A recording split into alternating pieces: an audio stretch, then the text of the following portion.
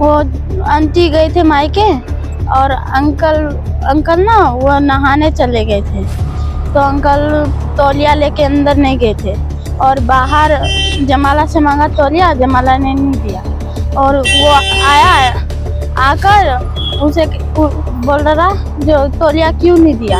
और इस बच्ची को मात्र 2000 रुपए मिलने थे उस दिन, वो 2000 रुपए भी नहीं मिले।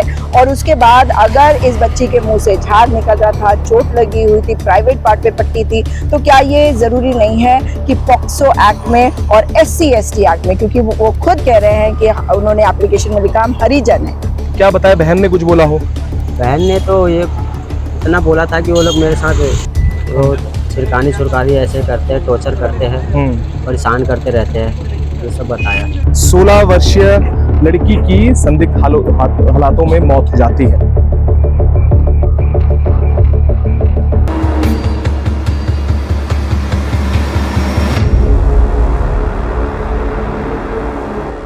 नमस्कार, मैं अमित गोदियाल और आप देख रहे हैं उत्तराखंड हलचल। तो इस समय हम एकता विहार में मौजूद हैं और एक 16 वर्षीय लड़की की संदिग्ध हालातों में मौत हो जाती है और उनके परिजन भी हमारे साथ हैं, उनके भाई भी हमारे साथ हैं और कुछ बड़े आरोप लगाए हैं उनके भाई ने कि किस तरीके से जो मौत हुई है उसके पहले क्या कुछ हुआ था। तो क्या कुछ हुआ था, शनिवार को शायद ये मौत हुई है, क्या हुआ था उस दिन, क्या क्या रहा? उस दिन यही था कि हम पैसे लेने गए थे उनके घर पे। पैसे लेने मैं गया था, मेरी बहन भी, दोनों बहन गए थे मेरे, मेरी बड़ी वाली भी, मैं भी, और उसको भी ले गया था मैं साथ में पैसे लेने। उनको बाहर मैंने बुलाया था कि इधर आओ, इनके पैसे दो। अंदर नहीं गया मैंने, बाहर ही से उसको आवाज मारा कि बाहर निकलो, इनके पैसे दो, हम लोग आज गाँव जा रहे हैं। उन्होंने पैसे नहीं दिया, उन्होंने आए सीधे और उसको थप्पड़ मारा पहले, फिर थप्पड़ मार के उनको बाल उल पकड़ लिया था, इधर से उधर खींच रहे थे वैसे बाल पकड़ के। फिर मैंने छुड़ाया उड़ाया, फिर बड़ी वाली बहन के साथ मैंने उसको भेज दिया घर पे, फिर उसको लेके आया, मैं भी आ गया थोड़ी देर के बाद वहाँ से। फिर मैं यहाँ पे बैठ रखा था, फिर वो अंकल जी ने आया घर पे और यहाँ से पूछ के वो चला गया था कि तू ठीक है, ऐसा पूछ के उसने चला गया था। मैं यहीं पे बैठ रखा था, मैं यहाँ पे ठंड में बैठ रखा था। फिर मैं अंदर गया, फिर अपने बैग वूग पैक कर रखे थे, फिर मैंने जाने की तैयारी कर रखा था। फिर 2 बजे के करीब में हम लोग यहाँ से चले गए थे, वहाँ बैठ गए थे गाड़ी में। फिर उल्टियाँ खूब हुई, घर पे भी उल्टियाँ हुआ था। जब उनको जाने के बाद, वो बूढ़े के जाने के बाद यहाँ पे उनको उल्टियाँ हुई 2-3 बार, और फिर वहाँ गाड़ी में भी उल्टी हुई थी बहुत, 4-5 बजे के करीब वहाँ खूब उल्टियाँ हुआ। तो फिर मैंने वहाँ से उसको लेके आ गया, फिर हॉस्पिटल ले गया था। तो वहाँ पर जब हॉस्पिटल आप ले गए तो डॉक्टरों ने कुछ कहा कि क्या हो रहा है, या इस तरीके की बात कुछ कही कि क्या कारण हो सकता है? देखो, उसने मेरे को बताया ऐसा, तो कुछ डॉक्टर ने तो ऐसा कुछ नहीं बताया था। अब वो तो उसमें ही पता चलेगा ना जब चेक होगा। अच्छा, डॉक्टर ने कुछ नहीं बताया? नहीं, अभी तक उन्होंने कुछ नहीं बताया था। तो क्या बताया, बहन ने कुछ बोला हो? बहन ने तो ये इतना बोला था कि वो लोग मेरे साथ वो छिड़कानी छुड़कानी ऐसे करते हैं, टॉर्चर करते हैं, परेशान करते रहते हैं, ये सब बताया मुझे।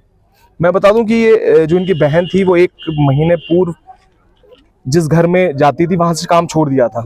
क्या कारण था काम छोड़ने का? काम छोड़ने का कारण यही था ना कि उनको टॉर्चर करते थे, देख के बहुत उसके। हाँ, इसलिए उन्होंने काम छोड़ दिया था, पैसे नहीं दे रहे थे, तो इसलिए मैं पैसे लेने के लिए गया था शनिवार को। ठीक है, शनिवार को ये घटना होती है।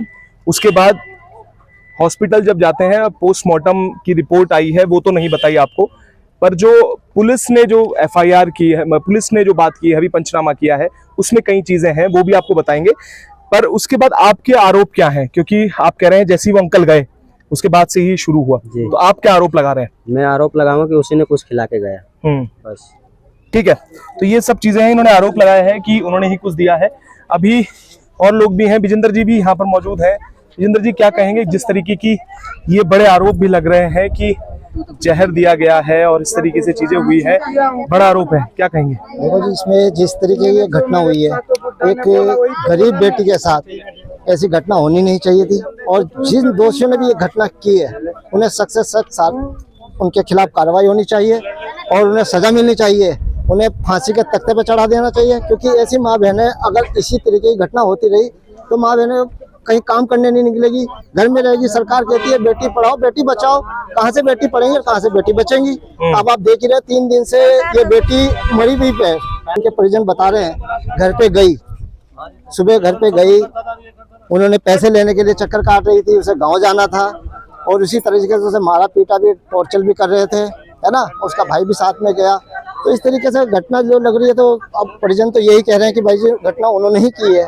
तो ऐसे दोषियों को सजा सख्त से सख्त मिलनी चाहिए।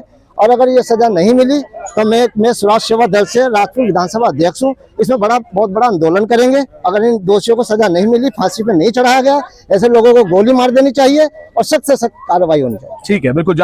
ये भी एक बड़ा अच्छा विषय है, क्योंकि पूरी जो प्रकरण रहा कि सुजाता मैडम भी यहाँ पर है, जो थाने भी पहुंची हुई थी। मतलब थोड़ा सा लगा लीजिएगा आप, क्योंकि पंचनामा भी आपने देखी, रिपोर्ट भी आपने देखी, जेडी भी आपने देखी है।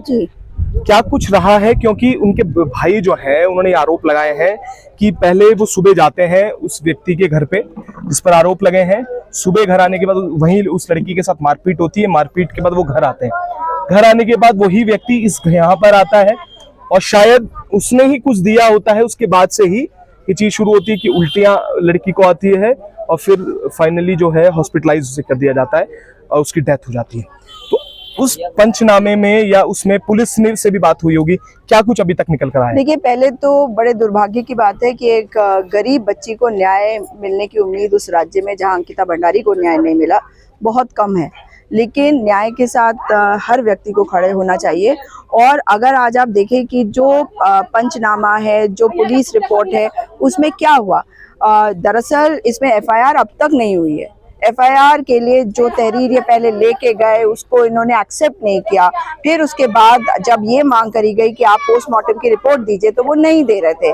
आखिर में जब वो पोस्टमार्टम की रिपोर्ट मिली, उसके साथ पंचनामा और जीडी एंट्री भी है, और उसके पूरे का अवलोकन करके एक बात साफ है कि जब बॉडी जाती है और हैंड ओवर होती है पोस्टमार्टम के लिए, तो जो सिपाही उसमें डॉक्यूमेंटेशन में लिखता है, उसने डॉक्यूमेंट किया है कि बच्ची जब वहां पहुंची तो उसके मुंह से झाग निकल रहा था, उसके नाक के पास खून का धब्बा था, उसके होठ पर खून का धब्बा था, उसके दाहिने हाथ पर पट्टी थी सफेद रंग की, उसके प्राइवेट पार्ट्स पर पट्टी थी सफेद रंग की। बच्ची छोटी थी और डर से शायद उस बच्ची की हिम्मत नहीं हुई होगी ये खुल के बताने के लिए कि उसके साथ क्या हुआ, क्योंकि यहाँ पे उसकी जब दोस्तों से बात करी हमने, सहेलियों से, तब उन्होंने डरते डरते हुए बताया। उन्हें लगता है कि ये कलंक है, ऐसा कोई कलंक नहीं होता है भाई अगर आपका शोषण हो रहा है। तो वो उन बच्चियों ने बताया कि वो अंकल जी जो है वो बाथरूम से बिना कपड़ों के मतलब नग्न अवस्था में बाहर आ जाते थे उसके सामने, और वो कहती थी कि वो गंदे गंदे काम करते हैं। और जिस दिन वो काम नहीं करना चाहती थी, इसलिए वो बच्ची छोटी थी तो घर आके छुप जाती थी कि नहीं मैं नहीं जाऊंगी काम करने, मगर गरीब लोग हैं उसे भेजते होंगे। और जब उसने काम छोड़ा उसके बाद ये था कि वो पैसा उन्होंने देना था, तो जो सामान उन्होंने दिवाली वगैरह में दिया था वो सब भी उठा के वो ले गए थे। और फिर उसके बाद उस बच्ची की तनख्वाह के लिए उन्होंने कहा कि तनख्वाह ले जाओ, तो भाई और बहन उसके साथ गए। बहन जाते हैं मतलब, तो जब भाई बहन जाते हैं उनके घर पर और उनके साथ मार पिटाई होनी शुरू हो जाती है। भाई अपनी बड़ी बहन के साथ जयमाला को वापस भेजता है और उसके बाद उस बच्ची की तबीयत बिगड़ने लगती है। उनको ये भी कहा था उस व्यक्ति ने कि भाई तुम अपने घर चले जाना इसके बाद। तो इन लोगों ने स्टेशन का रुख किया, मगर वहाँ पे जब तबीयत ज़्यादा बिगड़ी तो लड़की के भाई को उसे अस्पताल ले जाना पड़ा, जहाँ से वो गए कोरोनेशन हॉस्पिटल। एक दिन वहाँ इलाज चला और काफ़ी कुछ उसने अपनी सहेलियों को बताया कि वो आदमी मुझे बहुत परेशान करता था। उसके बाद वो बोल नहीं पा रही थी क्योंकि उसकी बॉडी फूल गई थी और वो माँ को बुला रही थी, माँ यहाँ पे थी नहीं। और उसके बाद रेफ़र कर दिया गया जब दून अस्पताल, और दून अस्पताल में पहुँचकर ये इनका कहना है कि मात्र आधे घंटे के अंदर उसने दम तोड़ दिया। मगर हाँ, वो मशीनों पे लगे हुए थे तो ऑब्वियस है कि कोमा में चली गई होगी या जो भी हुआ होगा।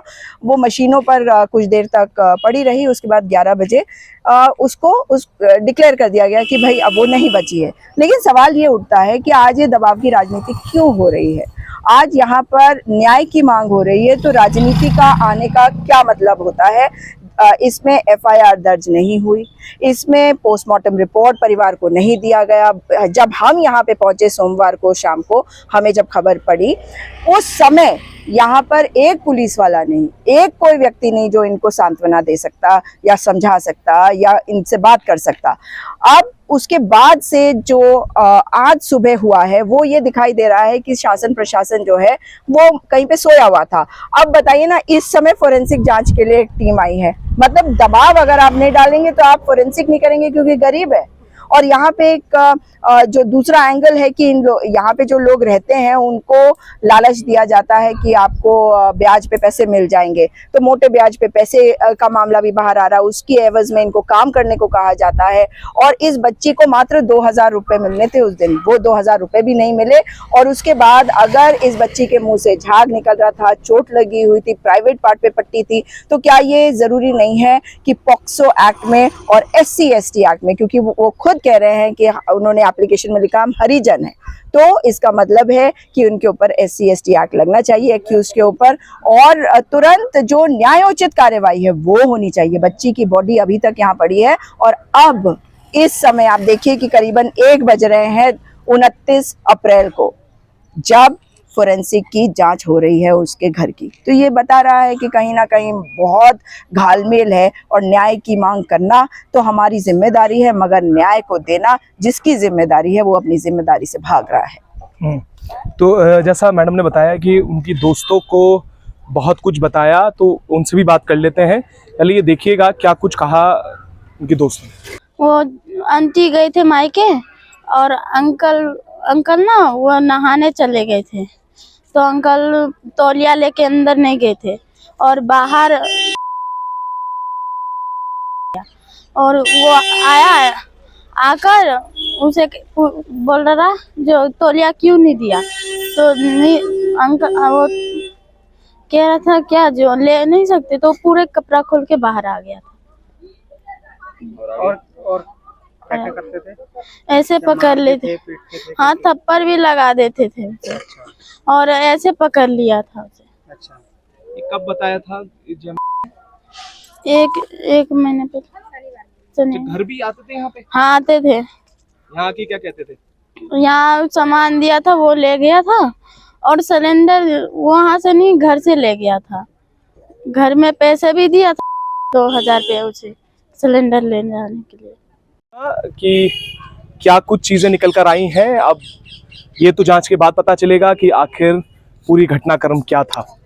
और अभी ऐसा नज़र आता है कि जिस तरीके से ये मौत हुई है उसके बाद से ही बहुत सारे सवाल खड़े हो गए हैं, आखिर कैसे, कब और क्यों। क्योंकि ये आरोप है कि उसे कुछ पिलाया गया था, तो ये भी अब देखना होगा जब पुलिस जांच करेगी तो उसके बाद क्या कुछ निकल कर आता है। हम भी लगातार अपडेट करते रहेंगे, तब तक ले जुड़े रहिएगा और देखते रहिएगा उत्तराखंड हलचल।